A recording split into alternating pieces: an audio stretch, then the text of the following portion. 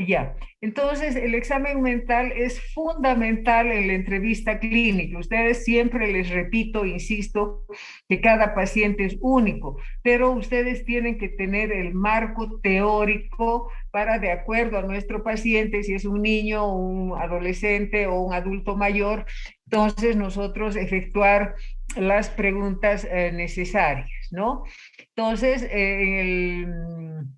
en el examen mental hay áreas que se efectúan por observación y luego por preguntas específicas. Los objetivos del examen mental son evaluar, determinar la salud mental de nuestros pacientes. De acuerdo a los signos, a los síntomas, entonces nosotros vamos a fundamentar si el paciente tiene una salud mental negativa o si tiene una salud mental positiva. Este es hijo.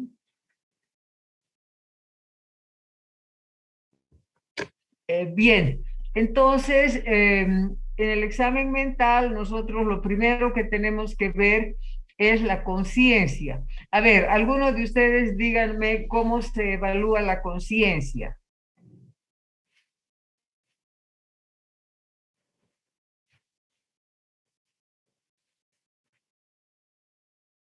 Ingresen lluvia de ideas sobre cómo se evalúa la conciencia, por ejemplo, en un pacientito que está en la cama 5 en el hospital Viedma.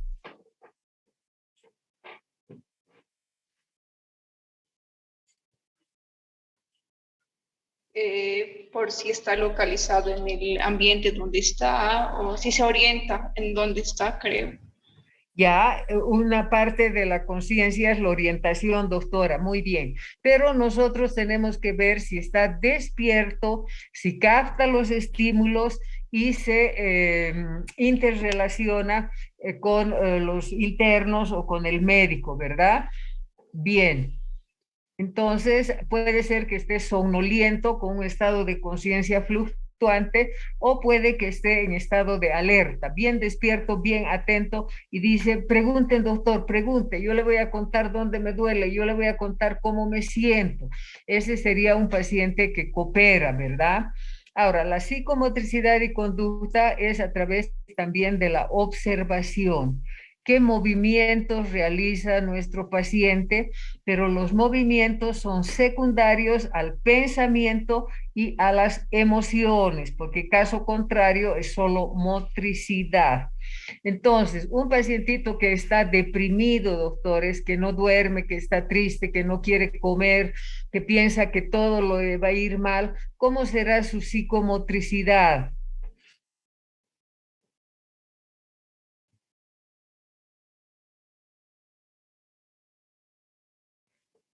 Yo creo que va a estar quieto, o sea, no va a realizar mucho movimiento y la forma en que se puede expresar puede ser como que muy desganada. Exacto, exacto. Entonces está muy quieto, puede su carita estar totalmente inexpresiva o hace muy pocos movimientos, ¿no? Bien, entonces el lenguaje, si nosotros comprendemos lo que el paciente está queriendo expresar, está queriendo verbalizar, entonces a eso nosotros denominamos lenguaje coherente. Las ideas salen en forma ordenada, tienen un inicio, siguen un curso y una finalidad. Y nosotros como médicos entendemos las molestias de nuestro paciente.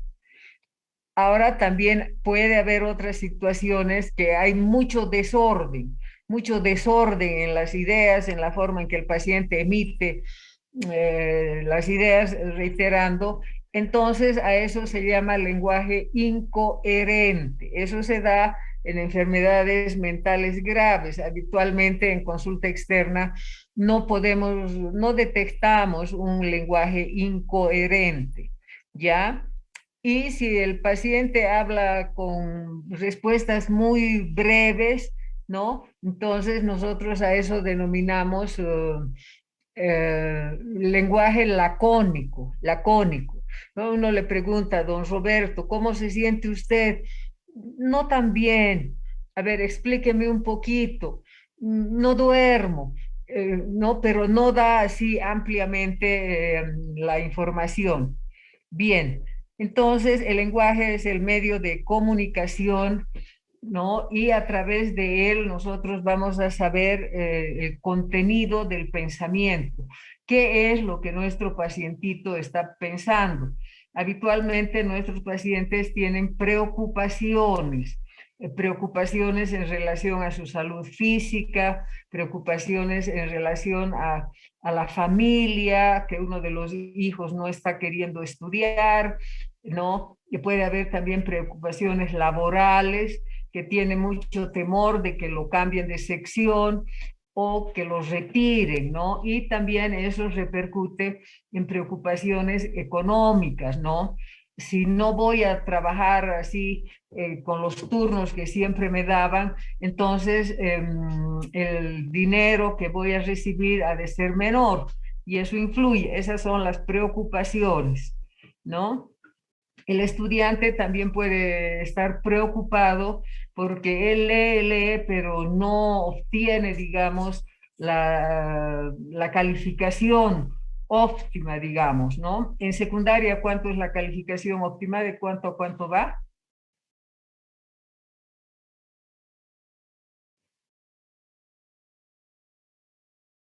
Bueno, en nuestra universidad es de 51 a 100, ¿no? Entonces, nuestro estudiante revisa, hace sus esquemas, todo, pero digamos, no saca el 80 que él quisiera. Está entre unos 66 y eso como que un poco le incomoda, lo pone ansioso, ¿no? Entonces, esas son las preocupaciones. Ahora, hay otras ideas, doctores, que están fuera del contexto de la realidad evidente, pero que el paciente las considera una verdad absoluta y ninguna explicación lógica puede hacer variar la idea. Ejemplo, un delirio de grandeza, ¿no? El paciente está segurísimo que él tiene poderes y que a través de sus poderes puede controlar la violencia en la ciudad donde él vive, ¿no? Entonces, ese sería un delirio de grandeza, doctores, ¿no? Y alguien le dice, pero no exageres, pues eso es imposible, hay tantas instancias, todo. No, no, no, no, no, ustedes no entienden, ustedes no saben. Yo soy bien poderoso y yo voy a controlar la violencia aquí de todo lo que está ocurriendo, ¿no?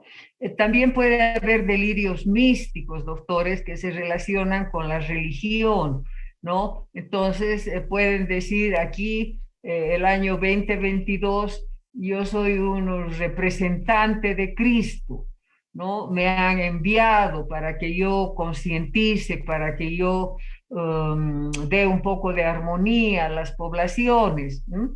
Y el resto de las personas escuchan y dicen, bueno, qué estará consumiendo, qué le estará pasando, pero habla rarísimo y eso no corresponde a lo evidente. Entonces le dicen a los familiares, lleven al doctor para que le dé algunas tabletas, porque si no se va a meter en problemas.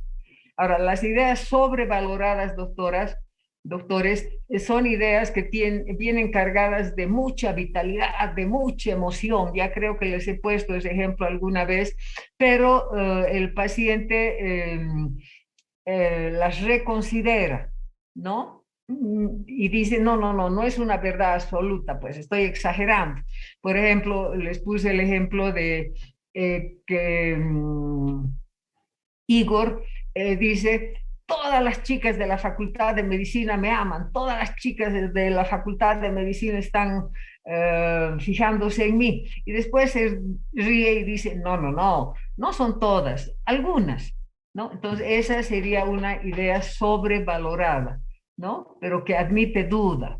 Bien. Entonces, hay las ideas sobrevaloradas, las preocupaciones y los delirios es lo básico, doctores, en contenido de pensamiento. También puede haber ideas de minusvalía, donde el paciente, sin que sea evidente, se considera torpe, inadecuado, que no va a poder, eso generalmente cuando está deprimido, ¿no? Que no va a poder llegar a las metas que él desea. Bien, en afecto, doctores, ¿qué emociones ustedes han observado en sus pacientitos?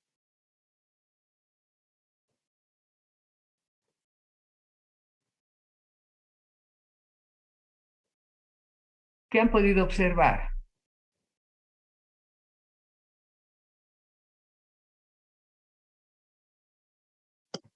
Que algunos están tristes o confusos, no sé si entraría como emoción, pero tristes, Tristes, sí. tristes, o están ansiosos, ¿no? Dicen, de repente siento una opresión en mi pecho, me pongo nervioso, no sé, pero es una emoción muy desagradable, porque la ansiedad tiene manifestaciones somáticas, doctores, ¿no? De palpitaciones, sudoración, pequeños encogimientos así en las manitos. ¿No? También nuestro pacientito puede estar muy irritable, puede estar enojado, ¿no? Porque a veces hay en el Viedma, el pacientito dice, la señora enfermera no viene, ya ha pedido que me den mi calmante, quiero irme, ¿no? Entonces, eso es un afecto de desagrado, de enojo, ¿no? Esas emociones. Y otras veces puede haber un afecto aplanado, doctores. No, no manifiesta ni tristeza, ni ansiedad, ni enojo, sino está ahí totalmente indiferente. Bien, en relación al ascenso percepción, nosotros tenemos las ilusiones y las alucinaciones. Ilusiones cuando hay un estímulo real, doctores, pero que el paciente lo distorsiona, lo distorsiona. Entonces, hay un olor a perfume, digamos, ¿no? Ahí la señorita enfermera tiene un poquito de perfume y el señor Joel dice, ¿qué es ese olor a cabellos quemados? O, ay, qué olor más fuerte de comida. Y su compañero, su vecino de sala le dice, no, es el olor a lavanda que tiene la señorita enfermera. No, esa sería una ilusión olfativa. Después pueden haber alucinaciones, doctores. Esas son percepciones sin ningún estímulo, ¿no? Lo más habitual que ustedes ya conocen es cuando el paciente que ha estado bebiendo 15, 20 días deja de beber, entra en síndrome de abstinencia.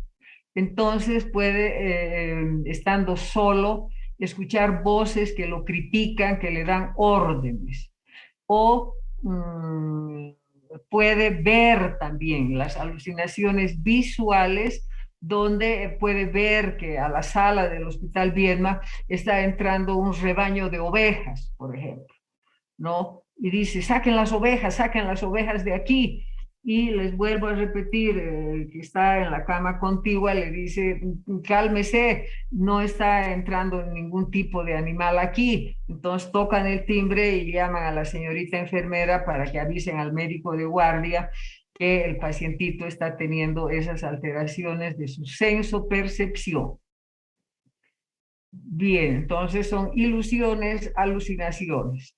También puede haber alucinaciones táctiles, doctores. Sin que exista ningún estímulo, el paciente siente en su piel que le caminan pequeños insectos, sienten y muchas veces también los ve. Entonces a eso se denominan alucinaciones ápticas, que son frecuentes cuando hay un excesivo consumo de inhalación de cocaína, ¿no? Bien, entonces en la atención hay la hipoprosexia y la hiperprosexia. Hipoprosexia, que el paciente tiene disminuida su capacidad de atención, y en la hiperprosexia, que está pendiente de cualquier minúsculo estímulo así. Bien, en la memoria reciente, doctores, ¿qué pruebitas hacemos para evaluar la memoria reciente? Para fijar, registrar y evocar. ¿Qué preguntas debemos hacer a nuestro pacientito?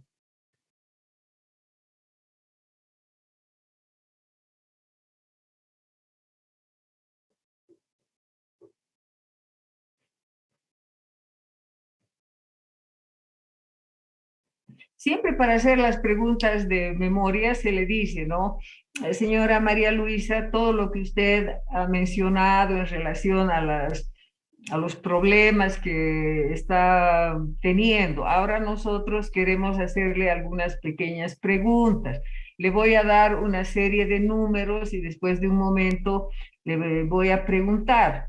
¿no? Entonces pueden darle 90, 25, 7 y le dicen, ¿usted vino en colectivo o vino caminando a la consulta? Entonces la señora María Luisa dice, he venido caminando, doctor, porque vivo cerca. ¿Qué número le dije? Entonces, ¿qué número dijimos, doctores?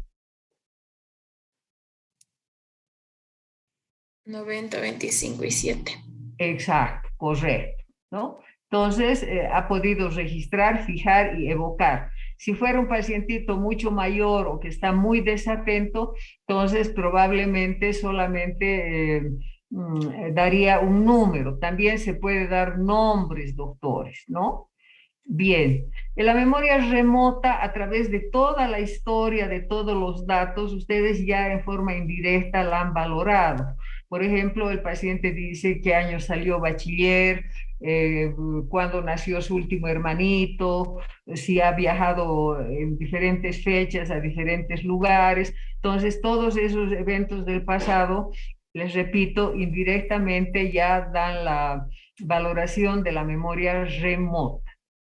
Bien, en la capacidad de abstracción, doctores, que se relaciona con la inteligencia, con el grado de educación de nuestro pacientito, nosotros tenemos que dar refranes, pedir al paciente, usted puede darme algún refrán e indicarme qué es lo que significa. Entonces, ¿qué refrán preguntarían, doctores?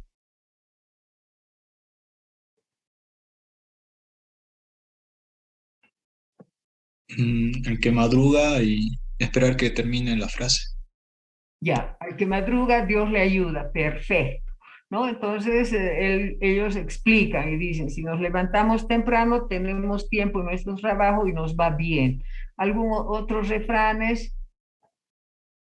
Tienen que saber múltiples refranes, doctores, porque nuestros pacientitos, ya les digo, pueden ser profesoras jubiladas, profesoras en ejercicio, trabajadores de una fábrica, policías, abogados. Claro, al Vietnam no creo que vayan abogados, pero a los seguros sí van doctores, ¿no? Entonces, ¿qué otros refranes se les ocurre?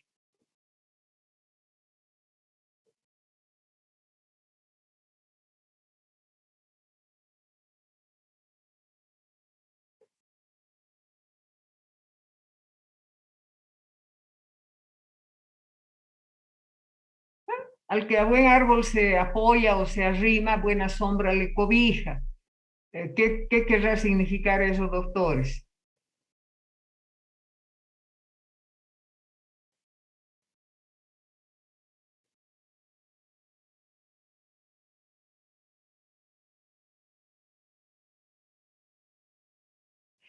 Que si estamos en un grupo saludable de personas que tienen ética, que son sensibles, entonces eso ayuda, pues, doctores, ¿no?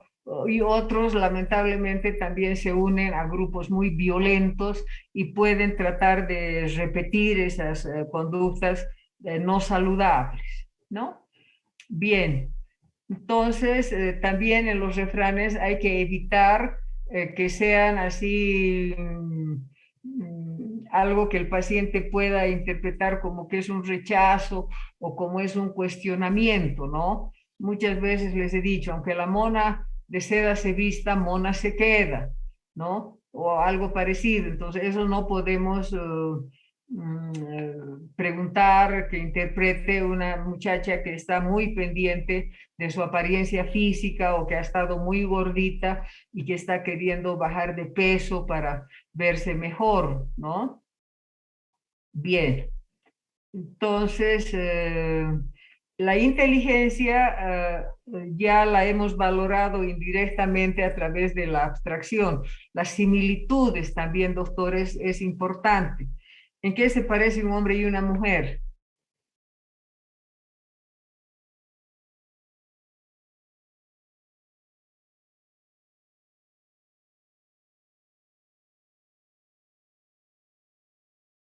¿Mm?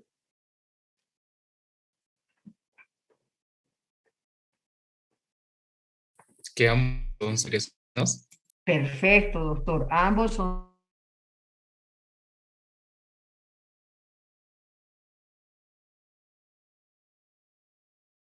podrían tener conductas no saludables, pero básicamente eso, que son humanos inteligentes, ¿no? Ya. Entonces, también se puede decir, ¿será lo mismo equivocarse que mentir?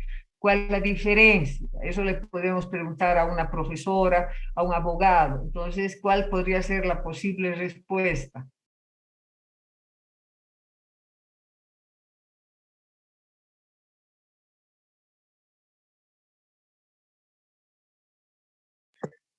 Que equivocarse puede ser espontáneo, en cambio mentir ya está como que planificado, pensado. Exacto.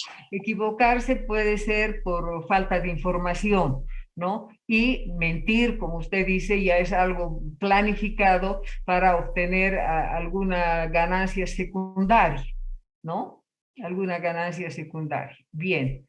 Entonces, la inteligencia es a través de estas preguntas de abstracción, de similitudes, en forma clínica, pero también ustedes pueden pedir a la psicóloga que les haga una prueba de coeficiente intelectual.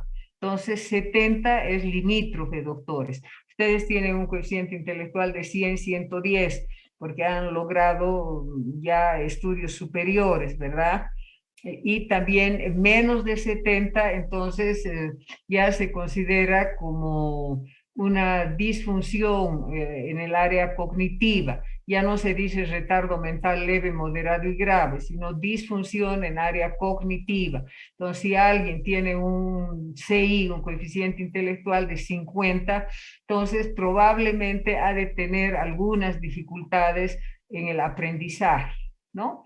Y juicio de enfermedad, doctores, es cuando el paciente viene voluntariamente, eh, explica sus molestias y solicita un apoyo, solicita una ayuda, ¿no? Y, por ejemplo, cuando un pacientito está delirante, no tiene juicio de enfermedad. Sus ideas están fuera de la realidad, su conducta probablemente va a ser disruptiva y él dice, yo no quería venir, aquí me han traído, yo estoy seguro de lo que pienso, pero ellos me han traído, ¿no? Y no quiero ningún medicamento, ¿no? Entonces ahí no tiene juicio de enfermedad y se tendrá que valorar si la familia puede ayudar para que finalmente tome algún medicamento o en otro caso se tendría que hospitalizar.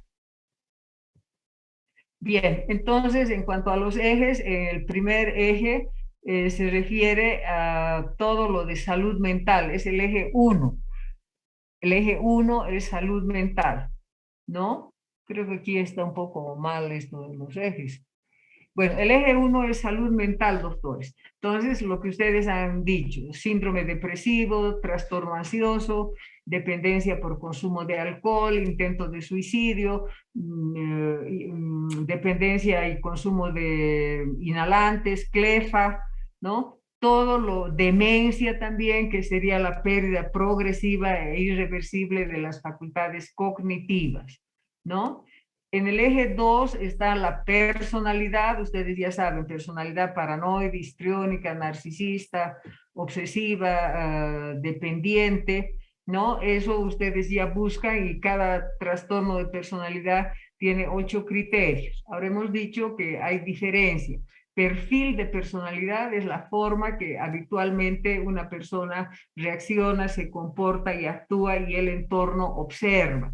Y trastorno es ya cuando existe dificultades de relacionamiento y se conflictúa con el medio en el que trabaja, estudia o en la familia, y también la persona que tiene trastorno de personalidad puede sufrir, ¿no?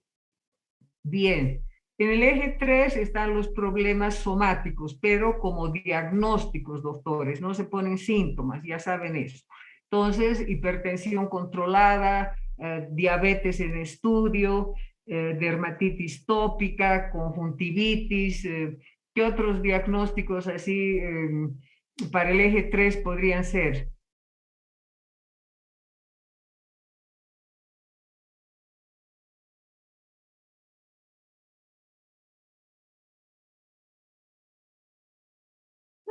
Los atletas siempre tienen problemas de ligamentos, doctores, ¿no? lesión o ruptura del ligamento lateral de rodilla, digamos, ¿no? Fractura de brazo derecho, todas esas situaciones, traumatismo cráneoencefálico, entre paréntesis, accidente severo en moto, ¿no? Todo eso, pero a nivel de diagnósticos. Ya, en el eje 2 ya hemos dicho los trastornos de personalidad y los mecanismos de defensa. Ustedes saben que en la teoría de Freud, doctores, hay tres instancias, el ello, el yo y el superyo.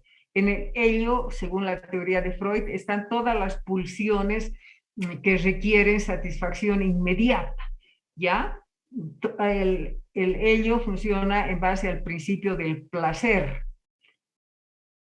El superyo es el que da la normativa, hipotéticamente. Esto se puede hacer, esto no se debe hacer, ¿no? Y el yo está, digamos, interactuando con el ello y el superyo, y es la forma en que nosotros observamos a la persona, su actuar, ¿no? El yo, ¿no? Ahora, cuando hay situaciones de alto estrés, doctores, entonces intervienen los mecanismos de defensa, que son mecanismos voluntarios que tienden a disminuir la frustración, la tensión. Por ejemplo, un mecanismo de defensa muy frecuente es el de racionalización. Ante un evento duro, difícil, entonces nuestro pacientito le da una explicación lógica, ¿no? Ejemplo, ¿no? Están ahí en el grupo y le dicen, ¿cómo es? ¿Cómo es? Abel, ¿te ha aceptado la Luana? ¿Vas a ser ya su enamorado? Entonces él dice, no, no, pero mejor, amigos, que no me ha aceptado, porque como yo soy estudiante de medicina, tengo que dedicarle mucho tiempo a la facultad y probablemente no íbamos a tener una buena relación. Entonces, eso sería un mecanismo de racionalización, ¿no? Ahora, otro mecanismo muy frecuente, doctores, es el de desplazamiento. Alguien ha tenido problemas en la oficina, el jefe ha sido muy rudo en sus expresiones, todo, pero como él es el jefe, él ha tenido que quedarse callado, pero llega a la casa y desplaza su enojo hacia los hijos, por ejemplo, ¿no? Ah, qué barbaridad, aquí nada está en orden, ustedes siempre son unos traviesos, ¿no? Entonces ahí está desplazando la molestia, el enojo ante la familia, ¿no? Ahora, el mecanismo de defensa de sublimación, se dice que los impulsos agresivos, doctores, en forma inconsciente,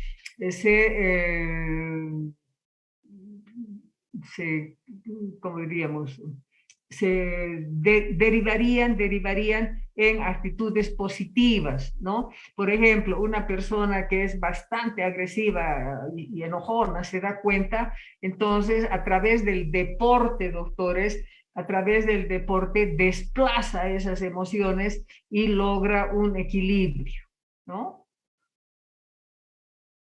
Bien, entonces eso así a grandes rasgos de los mecanismos de defensa, ¿no?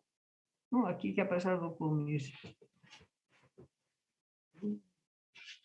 Ya, en personalidad ya hemos dicho, esquizoide, paranoide, esquizotípica, pertenece al grupo A, histriónica, narcisista, límite y sociopática, grupo B, y el grupo C es obsesivo, dependiente y por evitación.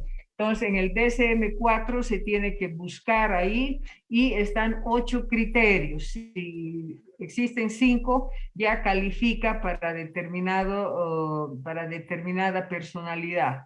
Bueno, aquí está el eje 3, hipertensión, diabetes, problemas dermatológicos, cirrosis, Parkinson, otros, ¿no? Bueno, aquí se han desordenado esto, ¿qué ha pasado? ¿No? Bueno, entonces el último eje, doctores, es el eje 5. Es la escala de evaluación de la actividad global. 100, 90, 80 es una actividad satisfactoria. Ustedes entrarían dentro de ese parámetro, ¿ya? Luego 70 quiere decir que hay síntomas leves, ¿no? Hay molestias, hay depresión, hay ansiedad, pero nuestro pacientito, igual que en los síntomas moderados, que son 60, puede seguir cumpliendo sus responsabilidades. Ya cuando hay delirios, doctores, entonces los síntomas son a partir de 59 para abajo y son graves, ¿no ve? Entonces ahí está la ideación suicida, ahí puede estar todas las alteraciones del contenido del pensamiento, ¿no?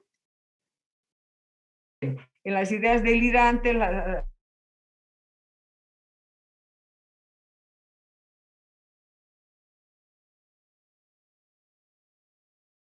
recurrente va de 20 a 10, ¿no? Y cuando la información es inadecuada, entonces ustedes en el EEAG tendrían que poner 0, ¿no? Entonces, eso es. Bien, aquí la Madre Teresa de Calcuta dice, la paz comienza con una sonrisa.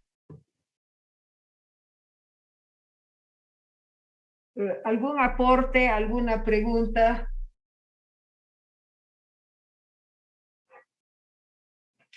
Salud mental.